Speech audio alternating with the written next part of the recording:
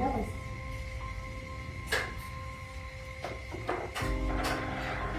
खान सकेन भनेको स्कुल जान ढिला भइसक्यो के गर्ने हो तिमीहरू दुईजना आमा मेरो त खाना सकिसक्यो भाइलाई हेर्नुस् न नखाए सबै थाकिरहेको छ अरे शिव यो के गरेको बाबु यसरी मुखमा पानी बनाउनु सबै भुइँमा छर्नु हुन्छ के गरेको यस्तो आमा खाना खानु हो नि छोरी खै कहिले मात्रै बुझ्ने हो यो बच्चाले जति भने पनि मान्दैन खाली खाना फालेछ खाना पाल्यो भने त अन्नले सराप्छ नि हामीले खाना खान पाउँदैनौँ है आमा हो नि यस्तो काम गर्नुहुन्छ छोरा चुप लागेर बस्ने चुप लागेर ज्ञानी हुने खाना यसरी खानु हुन्छ जति भने पनि नमान्ने बदमास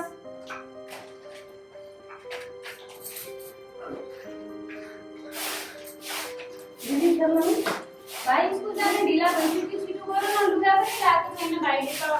जग्गा जोडेर स्कुल जाँदा लुगा लाउ छोरा दो ढिला भइसकेपछि उठ्नुहोस् ढिला भइसकेपछि ल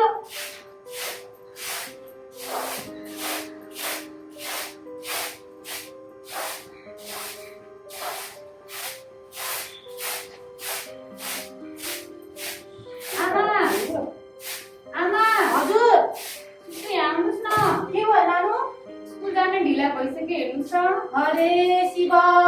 कस्तो के गर्न नजाने है बाबु तिमी त स्कुल यसरी लुगा लगाउने काम त आफूले गर्न सक्नुपर्छ नि अब त कहिले मात्र सिक्ने ल भन्नुहोस् त हजुरले ठुलो भइसक्नु भयो अब त यति काम त आउनु पर्ने हो होइन र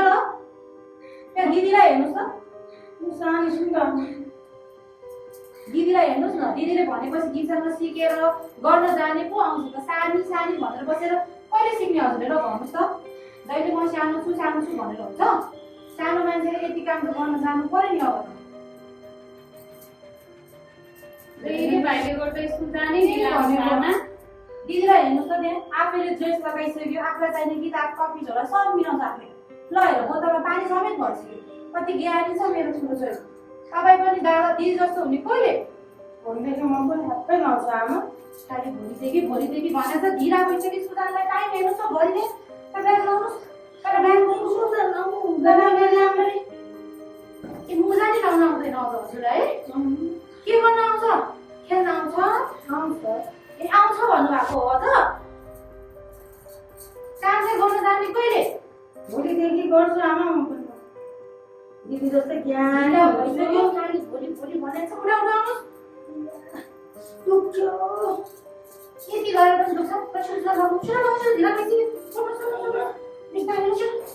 ढिला भइसक्यो दिदी जस्तो ज्ञानी हुने कहिले मात्रै होला यो बच्चा जति भने पनि नहुने बाबा खालि दुःख दिएको छ है ल ब्याग बोक्नुहोस् तपाईँले गरेर अब त्यहाँ कतिखेर स्कुल पुग्ने होला बिस्तारै जानुहोस् हाँसा मात्रै जानुहोस् नि दिदीको फेरि दुःख दिने हेर दिदीलाई बुझ्नु भयो आमा बाई बाई राम्ररी पढेर आउँछ हस् आमा दुःख दिने बच्चाहरू आज भोलिका जति हुने पनि नमाने ढिला भइसक्यो ल के गर्ने कष्ट गरेर काम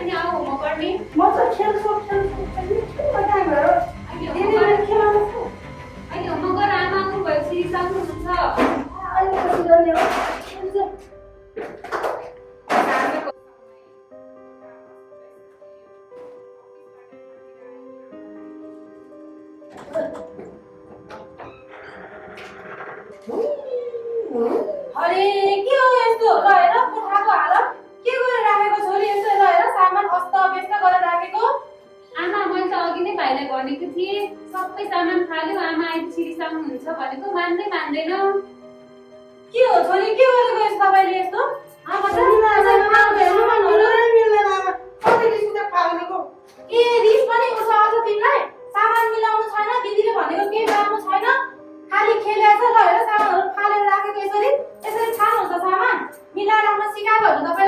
मेरो बोतल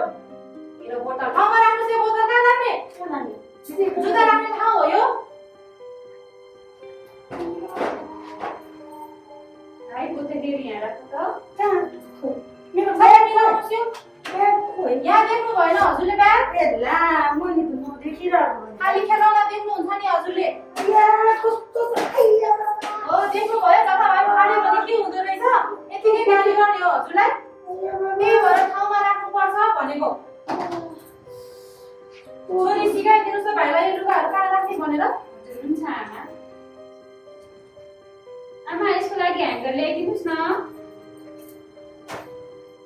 ल सिक्नुहोस् दिदीसँग कसरी राख्ने भनेर भोलिदेखि हजुरले पनि आफै गर्नुपर्छ बुझ्नुभयो हवस् आमा है भाइ राम्रोसँग यस्तो राख्ने भोलिलाई ल्याएर आइडी कार्डहरू पनि सबै ठाउँमा राख्नुहोस् भोलि खोजिराख्नु नपर्ने गरेर यो कहाँ राख्ने दिदी आऊ म ठाउँ देखाइदिन्छु भाइ यहाँ राख्नुहोस् त सेता नि हो हो नि ला छोड्यो त फेरि यसरी मिलाएर राख्ने हो नि त सिक्नु भयो अब कसरी गर्ने भनेर नरिसाउनु आमा म भनेदेखि म पनि राम्रोसँग दिदी जस्तो ठाउँमा राख्छु क्या जहिले भोलि भोलि मात्रै भन्ने त हो नि हजुरले कहिले आउँछ भोलि हजुर साथी सिकै गर्छु क्या आमा गर्यो गर्यो खाली भोलि भोलि भोलि मलाई माफ गरिदिनुहोस् न आमा नरिसाउनु न ल ल भयो आजलाई भइहाल्यो अब भोलिदेखि तपाईँ पनि दिदी जस्तै ज्ञानी हुने उहाँले भनेको सबै सुन्ने आमा, कसरी राख्नु थाहा भएन अब भयो आयो अब गर्न आयो बिहान पनि सबैमा आफ्नो काम गर्ने बुझ्नुभयो नि हस् आमा हो झन् थाकेर अफिसबाट है खाली दुःख दिएको छ अनि गृह कार्य सघाउनु भयो त दुवैजनाले ला आमा मैले त अघि नै सकाइसकेँ भाइलाई त अघि नै लेख भनेको मान्दै मानेन भाइले ए गृह कार्य पनि गर्नु भएको छैन उहाँले छैन आमा कति मात्रै दुःख दिने है यो बच्चाले त भनेकै नमान्ने हेर बाबु तिमी सानो छौ मलाई थाहा छ के तर सानो मान्छेले यदि आफ्नो काम त गर्नु परेन भनेको दिदीले भनेको किन नमान्ने तपाईँले भन्नुहोस् त मान्छु आमा दिदी यहाँ के गर्ने सिकाइदिनु न मलाई अघि नै गरेको भए सकिसक्थ्यो होइन तपाईँलाई आराम गर्न पाउनुहुन्थ्यो पहिला आउने गृह कार्यहरू गर्ने अनि को खेल्ने हो त खाली स्कुलबाट आउने बित्तिकै खेल्या छ सामान फाल्या छ भोलिदेखि यस्तो गर्ने गर्दिन आमा गर्दिन साँच्चै हो नि हो आमा हेर्छु नि म भोलिबाट कतिको ज्ञानी हुँदछ तपाईँ दिदी सिकाइदिनु न ल मलाई आउँदै आउनु हुन्छ म सिकाइदिइहाल्छु नि अब त हामी दुईजना ठुलो भइसक्यो अब त हामीले आमालाई दुःख दिनु हुँदैन हामीले सक्ने काम त हामी आफै गर्नुपर्छ आमालाई सहयोग गर्नुपर्छ भोलिदेखि हामी मिलेर गर्ने हस् है हस् दिदी हस् गृह कार्य पनि समयमै गर्ने बुझ्नुभयो नि पछि पछि भनेर बस्ने होइन A P small A capital B यो नि यो पनि आउँछ कि आउँदैन एप्पल एप्पलै हो यो हो यो नि यो यो कमिला ए इङ्ग्लिसमा पनि कमिलै भन्छ यसलाई ए होइन होइन नि यही हो गरेर आउनु भएको एन्ट भन्छ नि इङ्ग्लिसमा त आन्टी होइन मिलेन एन्ट एन्ट के भन्ने होला है एन्टी रे भन्छ के भन्ने हो कमिला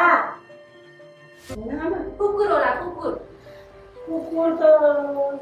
ल भयो राम्ररी पढ्नुहोस् अब बुझ्नुभयो म काम छ काम गर्न गएँ राम्ररी पढ्नुहोस् है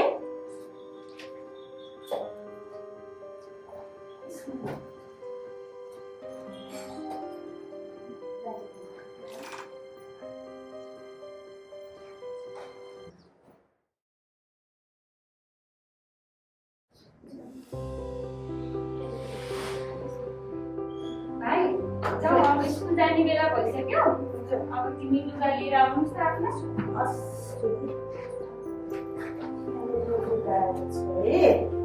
आज त म आफै आउँछु नि दिदी हुन्छ भाइ कोसिस गरेर हो नि जानेर भने म पढाइ आज सिकाइदिइहाल्छु आफै लाउँदै हो हो आमा म पनि दिदी जस्तै ज्ञान भइसक्यो नि अब त हो र तपाईँ लाउनुहोस् त हेरौँ कतिको आएछ हजुरलाई आज खाना खानु सक्नु भइसकेको भइसक्यो आमा बिहानै भइसक्यो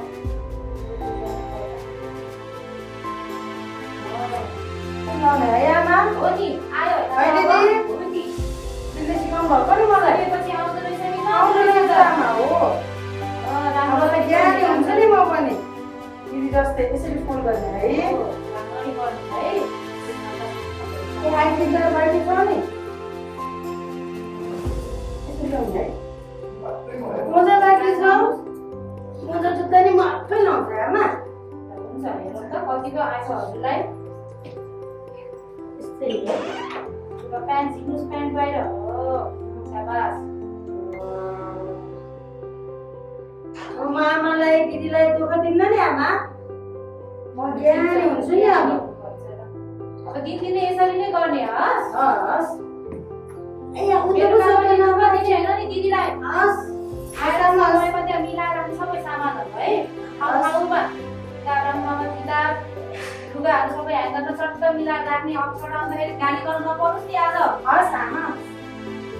हामी सुरु भइसक्यो आमा हजुरलाई दुःख दिन्न हामीले सक्ने काम हामी आफै गर्छौँ आमा नि फोटो दिनु त्यसै पक्रेर छ आमा सम्मान गरी जानु बाइ बाइ आमा बाइ आमा राम्ररी पक्राउनु है हस् आमा बाइ बाइ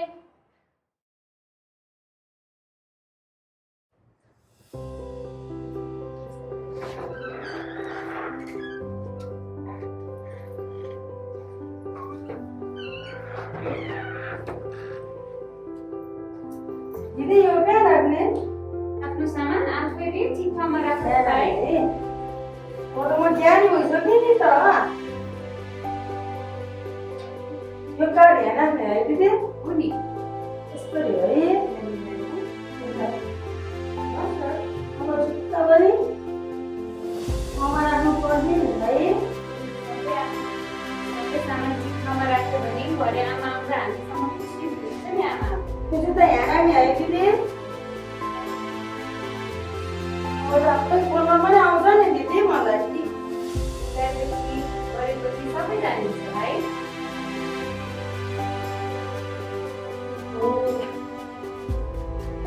बदमास भएपछि त कति गाडी राम्रो रहेछ आमाको है दिदी अब गाडी भएपछि त माया हुन्छ दिदी सबैजनाले माया गर्नुहुन्छ बदमास हुनुपर्छ कसै पनि माया गर्नुहुन्न स्कुलमा पनि घरमा पनि भयो है दिदी अब हामी मिलेर गृह कार्य गरेको छौँ हस् दिदी खन्नु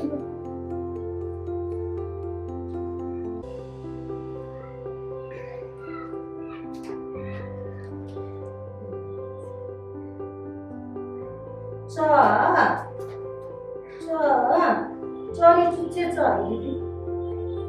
हामीसँग पढ्दै लेख्नु छक्का छ जराले चरी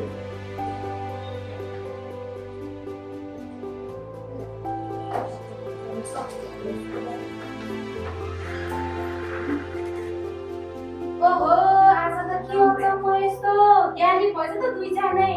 तपाईँ त ज्ञानी नै हुनुहुन्थ्यो सानो छोरा पनि ज्ञानी भएछ अब त आमा मेरो पनि गृह कार्य सबै सक्यो आमा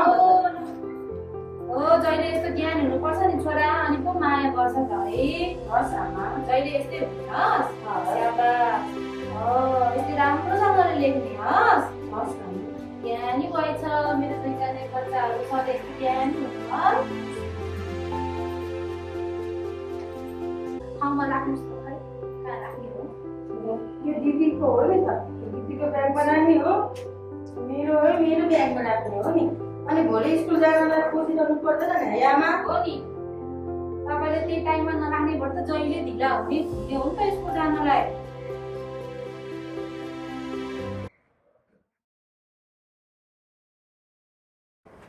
नमस्ते